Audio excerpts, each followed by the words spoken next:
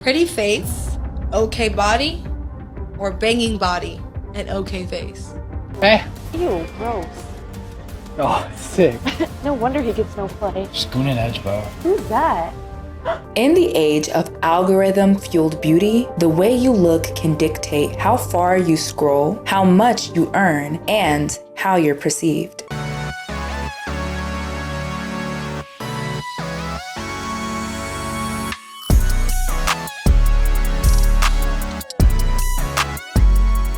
What's good, peeps? It's your boy JP back at it again with another reaction video. And today we are reacting to Caradaze,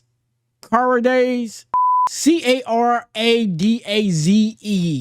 So the video today is you're not broke, you just don't look good enough. That's hella disrespectful. But that's just a title. So we're gonna see what they're talking about. But before we figure out why you're ugly as hell, I need you to hit the like and subscribe button. Join the Prosper Game. We keeping it PG. There's a whole lot of prosperity going on around this mug, you feel me? With that being said, without further ado, let's just get into the video. Pretty face, okay body, or banging body and okay face? Okay face meaning like a 6? What is an okay face on the scale? Okay face meaning a 4 or 5. Oh, no. Face. Face? Face needs to be at least a 7. Okay. And the body could... What is a 7? What is a 7? Like, to you, I mean, y'all should have gave some examples. Okay. be like a 5 and we still... Okay. Okay.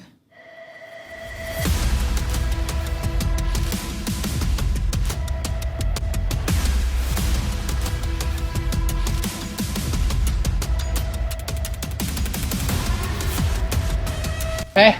Ew, gross. Oh, sick. No wonder he gets no play. Wait, there's a party tonight? I didn't get an invite. That's a ugly dude. Y'all niggas don't know what the fuck ugly is.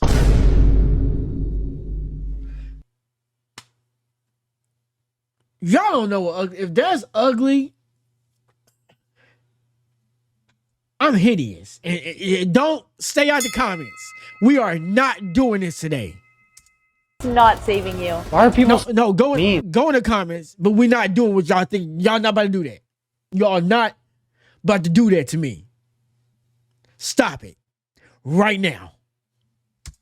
Yo, are you Harry Potter? What the fuck? Maybe people would treat me differently if I was attractive. I spent money on this, by the way. Yo, she's bad. Bro, she's out of your league. Spoon and edge bar. Who's that?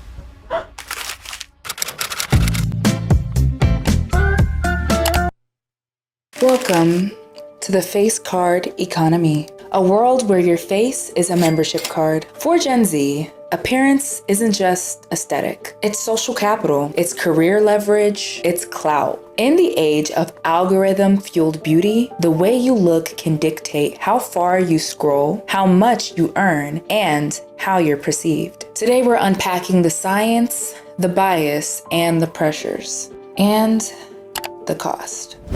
She said science. I'm in the right place. Let's go. Before we get into this video, hi, if you're new here, my name is Caroline, your internet bestie who loves to yap. I said Caradaze. I'm so sorry. Shout out to her. She's pretty too. Shout out to you.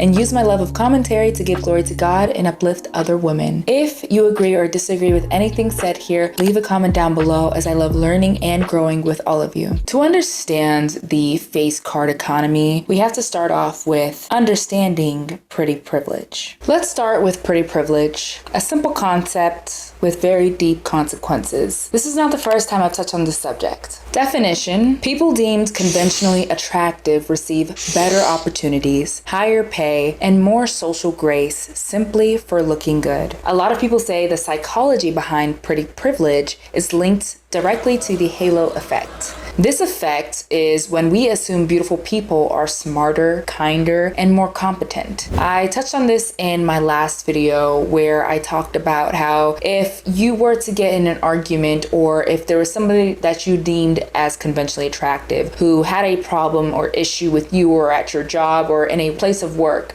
are you more likely to help them because you simply find them attractive or beautiful? Or would you not change up how you act around people no matter how they look?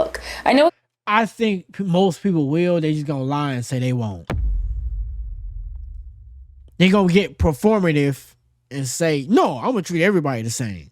Stop lying. It's the same effect to when you see a Lamborghini on the road. You kind of give them more space than they really deserve.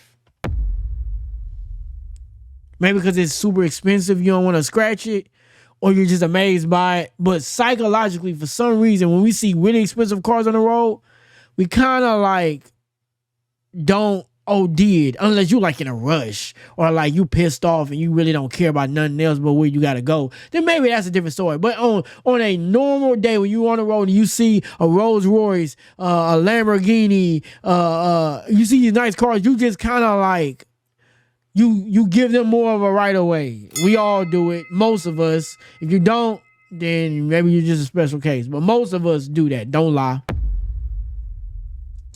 Hard concept and a hard thing to answer when you're not necessarily in that situation. Some people might think, of course I wouldn't change up how I act, but you'd be surprised how when you're put in this situation where you genuinely find someone absolutely gorgeous, whether it is a male, whether it's a female, whoever, how you might move a little bit differently. Real world impact of this is attractive individuals often earn more, and they receive better treatment in courts, in workplaces, and in dating. Pretty privilege is the silent tax code of your life. Not everyone pays it, but it pays you back if you do. What are you doing?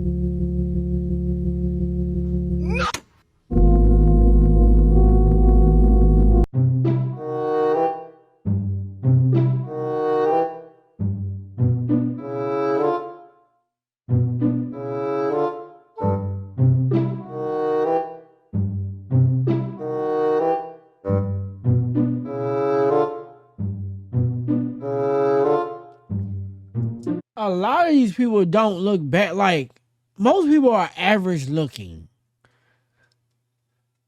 Y'all don't know ugly. I'm serious. That's crazy.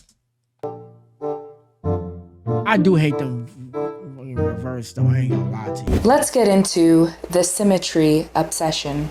We as humans are obsessed with symmetry, maybe because our brains lie to us. Facial symmetry signals health. It signals genetic stability and reproductive fitness. This is something that the human mind is naturally drawn to. I honestly do think it's something that's innate. It's not something that you can always, oh, you have a symmetrical face and that's why I think you're gorgeous and everything looks very cohesive. No. Symmetry is something that the eyes perceive sometimes even before the brain does. You look at something and it looks very satisfying. That's why people say like, oh wow, watching these videos or seeing people paint this, seeing this box get filled in with ink all the way from corner to corner, and they start at the same corner symmetrically opposite of the other corner ends. Oh, it just feels so satisfying. Why is something that you are not doing yourself or you have no hand in feel satisfying to you? It's something that is happening within your brain. It's sending off endorphins because things that are symmetrical just make sense to our brain and to our eyes. And it's just something that I truly believe is just innate. Why don't people think that faces are the exact same?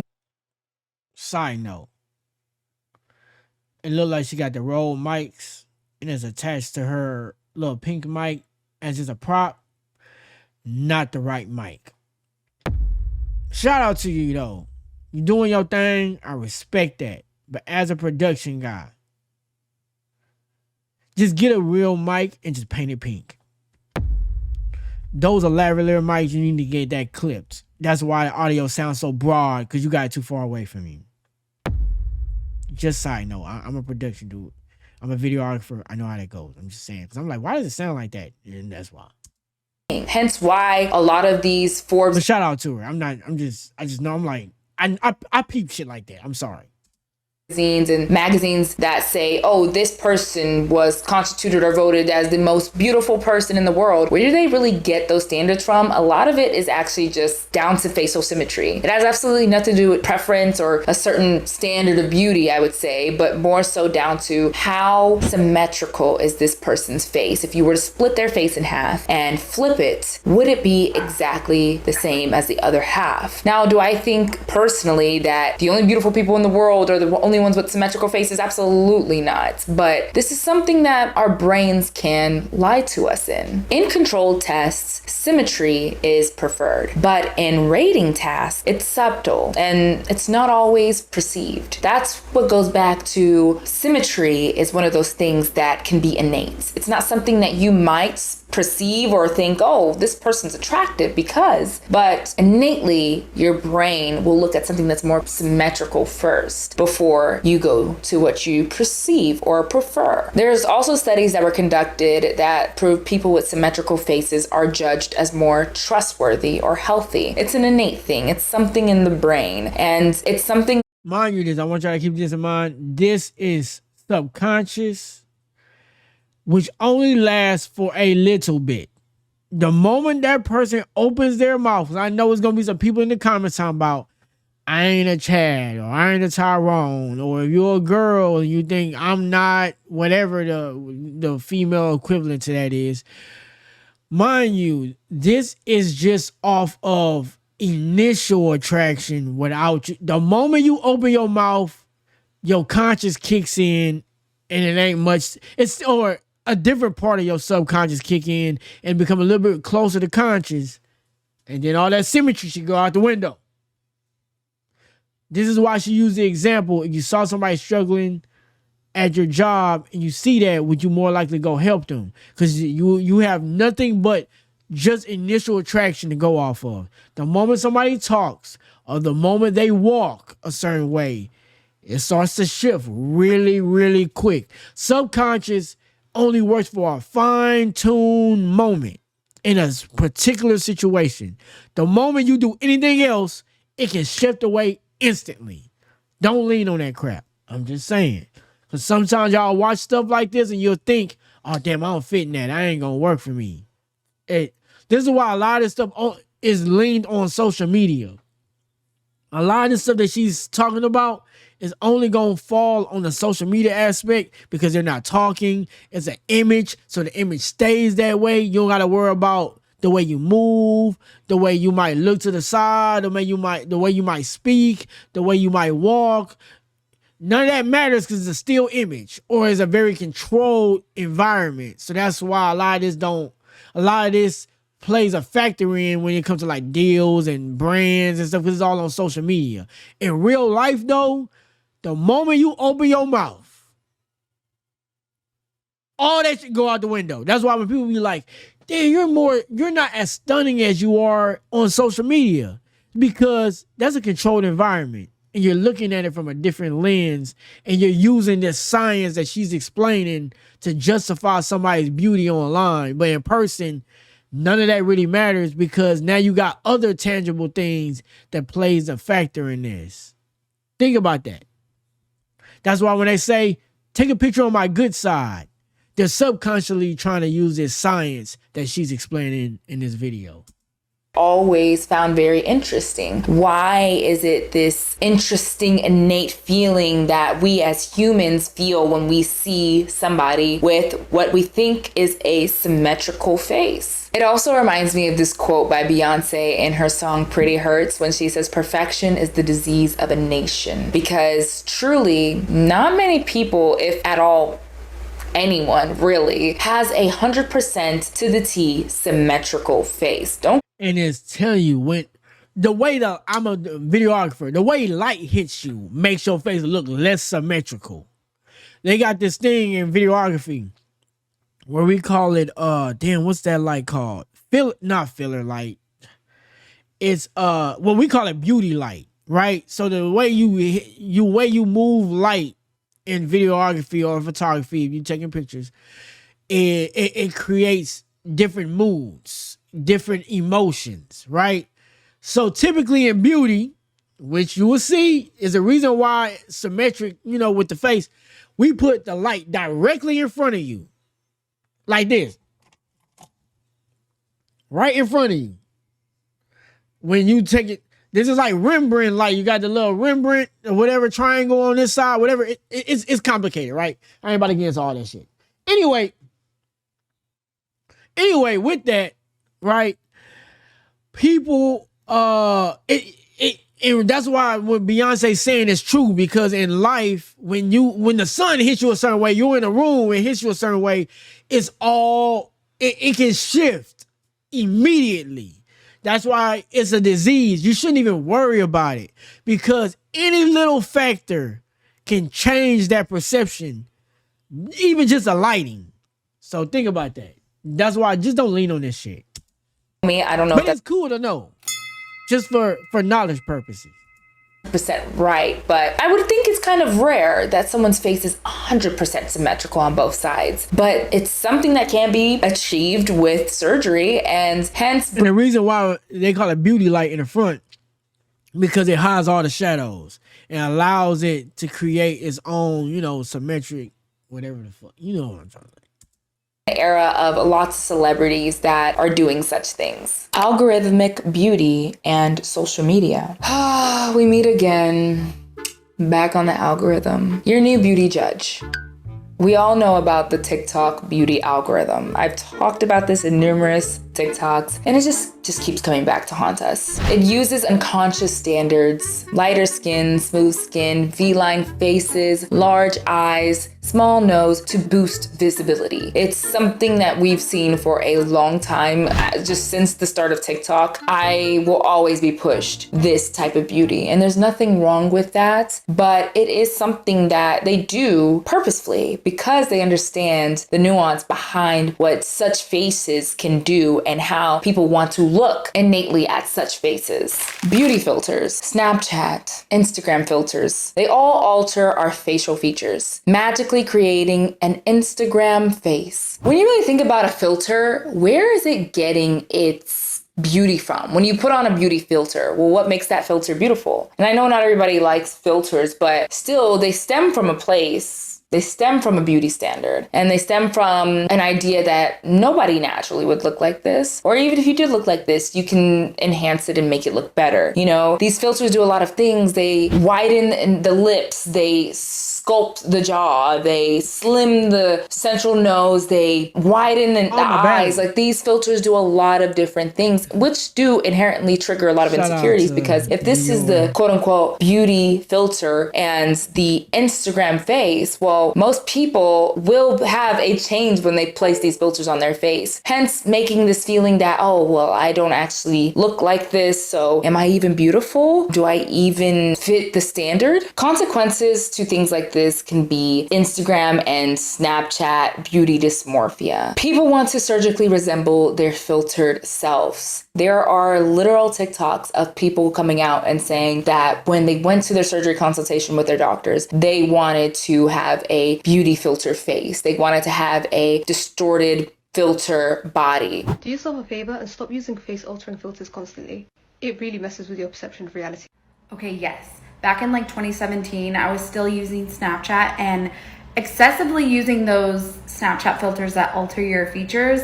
And I had seen a plastic surgeon say that he had more patients come in asking for him to turn them into their Snapchat versions of themselves.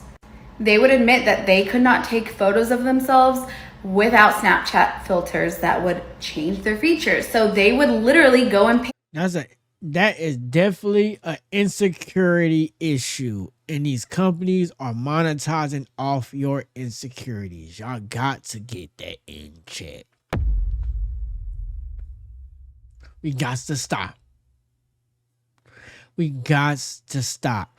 It looked like everybody needs to go outside and touch some damn grass. We gotta stop. Stop it. Go get some help. For those features.